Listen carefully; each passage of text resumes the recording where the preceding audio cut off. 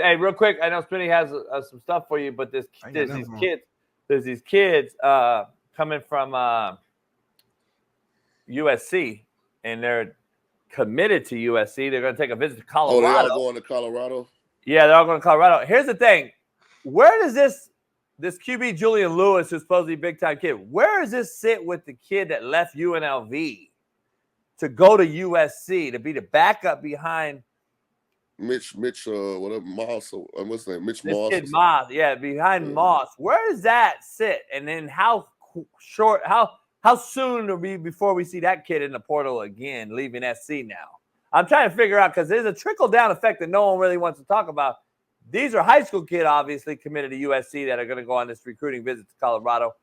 But we also have a kid that left UNLV who would probably be the starter in all seriousness, especially with what's happening to UNLV this year.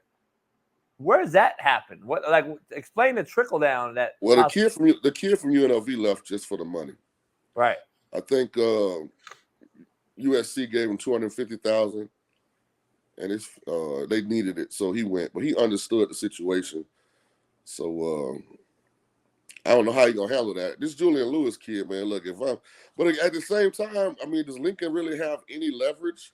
Not now.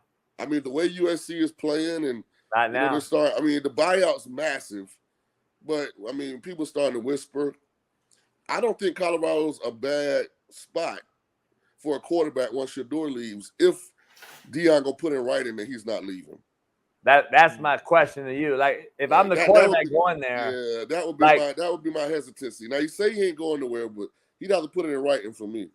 Yeah, that's got to be a hesitating thing, because let's be honest, like, Colorado doesn't have like some QB whisperer over there. This guy is trying to show that he's not his daddy, and he's a former NFL coordinator, play caller, QB guy.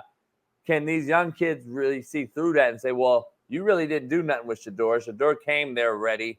What, do I go to Colorado to get developed? Like, that's where I'm looking at it. He's been coaching Shador since he was a kid, so I can't really say that. But let me ask y'all, like, why do y'all think Deion's gonna leave so much? Like, if he, like, where's he gonna go?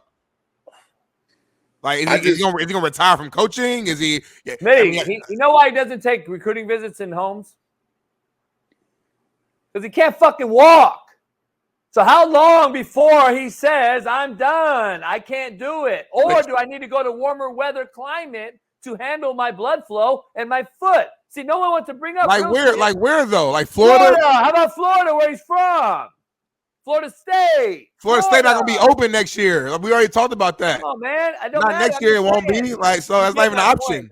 You get my point. Yeah, I get the point, but I need realistic options though. Like, are you saying he's gonna retire? Okay, cool. That's so you don't think Florida's coming open? If he goes to the NFL, okay, cool.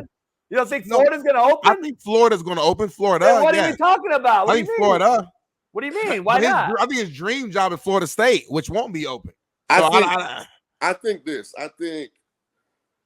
part of the allure of Boulder right now is the fact that he's with his boys. Mm-hmm. And I know he says he's not going to follow his boys. They follow him.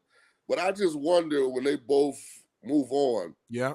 Boulder not like a destination spot for stuff to do. Like, if you like to hike and you like outdoors stuff, like, that's cool. But with the foot, I just wonder, a celebrity of that stature, how long Boulder makes sense once your boys are gone. He got full control over everything too, though. I bet he likes that. Is he gonna get that anywhere he go? Anywhere he goes, he's gonna get that because of the amount of money he's generated in Colorado. So now he's got a resume that's proven that if you just get out the way and let me do me, I'm gonna turn this into a bigger brand than it was. So I don't think Florida State will be open. I'd be hard pressed for me to say that. There's no way. And it don't look like Florida. It don't look like Florida's gonna be open. Because they're starting to play. That's what I'm saying. Napier coaching his butt off. Yeah, I just don't see it. But Napier's easy to get rid of. He's easier to get rid of than any other coach right now in the country as far as payout, buyout, as far as what he's done so far. He's an easy. Nobody's gonna argue that one. Nobody's gonna fight that when he leaves. And I would say this about being the head coach in a big program like that. Not as a big program before he got there, but now it is. It looks exciting and fun at the beginning. I wonder how long he want to put that kind of time commitment in too. That's some massive time commitment, man. It's daunting, man. It's daunting. That's all day, every day, all year. fact of the matter is, you can't, with what he has health-wise, you can't just fly around the country and go from Florida to LA in the same day, like Urban and Pete and all them guys used to do at the heyday, to recruit two big-time kids and get to them in the same night, especially 24 hours before signing day, right? Because that's what you got to do. Like, you got to go hit multiple coasts in the same day on a PJ to go see these kids. He ain't doing that right now. He can't. But recruiting is different now too, though. And they gotta finish the season too. Satterfield got Cincinnati playing good. It's not gonna be an easy game tomorrow. Yeah. I think I always say it, man. Like Mark Few never leaving Gonzaga for UCLA, North Carolina, Kansas when he had the opportunity. He's the big fish in the small pond at Gonzaga. He got a DUI and nobody even batted an eye. You get that at USC, UCLA, you can probably get fired. He's a big fish in the small pond. I think Deion's a big fish in the small pond at Colorado as well.